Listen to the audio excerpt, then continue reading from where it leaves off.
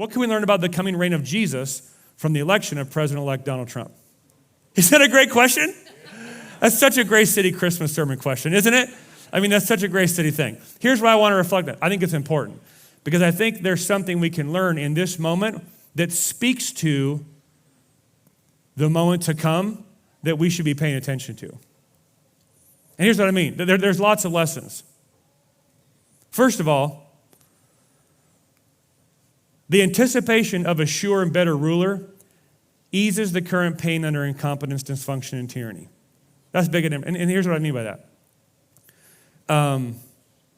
For those of us who are pro-common sense, we think the election of Donald Trump was an act of God's grace sparing our nation from sure destruction and judgment. And that's just a common sense statement. And is Donald Trump, you thank the Lord for that. Is Donald Trump the Messiah? Let's say it emphatically together. No. Wow. Is he a follower of Jesus? I don't know. Does he seem to be enacting policies that align with common sense and righteousness? Most assuredly, yes. And any nation will benefit from rulers that align with the principles and common sense of God's word. And so you look at it and you know what, as a Christian, I'm not sure where he's at with Jesus, but it's exciting to think about the potential of having someone in a position of authority who's not actively making war against my faith. I don't need him to believe in Jesus. I just need him to get out of my way. I just need him to let me be a Christian so I can follow Jesus freely without penalty of the law against my faith. And so I'm like, look, let's go. But here's the thing I want to point out. There's been something called the historians are calling the Trump effect, and what it is it's this phenomena that's rippling around the world. Just the anticipation of a Donald Trump presidency is like Narnia's thawing. Have you noticed that? It's like nature is healing.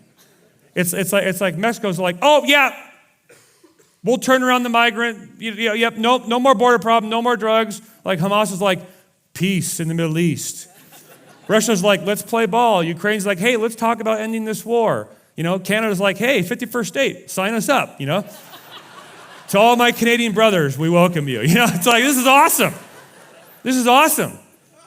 Global bullies are like stepping in line to salute and like, it's just wild. So I have pages and pages of this. It's New York City stopped giving out debit cards to illegal immigrants. U.S. companies by the droves have pledged to bring billions of dollars of production back to our nation. The stock market soaring, Bitcoin soaring, migrant trains being broken up and turned back, Qatar agreeing to evict Hamas leaders, Hamas asking for immediate ends to war, Taliban claiming to want to turn a new chapter with the United States, China wanting to talk peace and coexistence, Russia ready to speak with the U.S., European Union wants to buy U.S. gas, not Russian gas. I mean, it just goes on and on. You're like, what is happening? Even the anticipation of Trump being in office is rippling out and making changes toward what I would say are very, very good things. I mean, it's happened to me personally, and I don't think I'm an idolatrous man when it comes to politics, but I'm like, is it just me or are the skies a little bluer today? Wow, look at that green grass. It's incredible. Smell the fresh air, you know what I mean? As an entrepreneurial businessman, I might actually survive the next decade.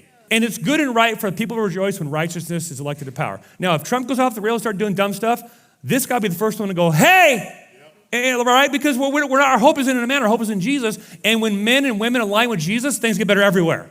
Okay? And so there are policies, some policies that align with Jesus and some that don't. And we're pro the ones that do. And if you're pro that, whatever the cost, that's great. Let's do this.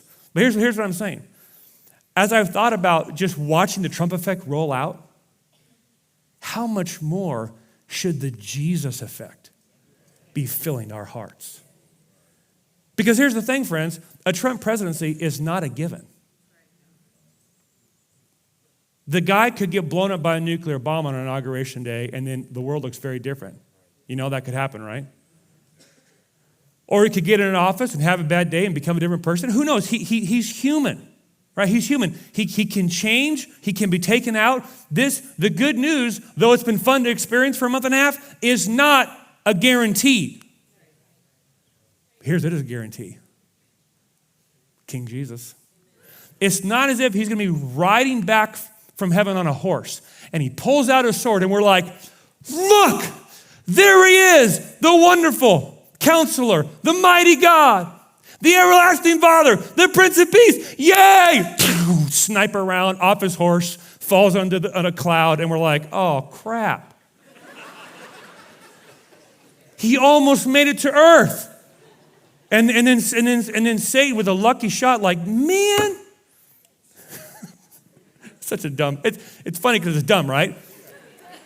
Friends, Jesus is coming back to exercise his decisive authority on the earth because they tried to kill him once and were successful until they weren't when he came back alive again. Our risen ruler reigns. It's like, this is exciting. So as fun as the Trump effect has been to watch, where, like Trudeau's like, I can't wait to work with my new best friend, Trump. What a clown. Mexico's like, it's just wild. It's wild. How much more should we be living in the Jesus effect? Why are you so happy? Did you know? Jesus elected himself king of the universe, and he's coming back. It's amazing. And I happen to be on this team. I'm even wearing a hat. Let's go. We should be living in the slipstream of the Jesus effect because his rule and reign is coming. And friends, it is an absolute guaranteed, written in stone, going to happen. And that's good news, isn't it? That's good news.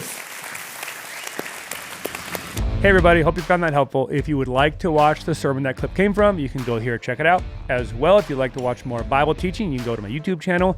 And if you would like more free resources for your family, your marriage, and how to be a stronger man, you can go to strongmannation.com. Check it out.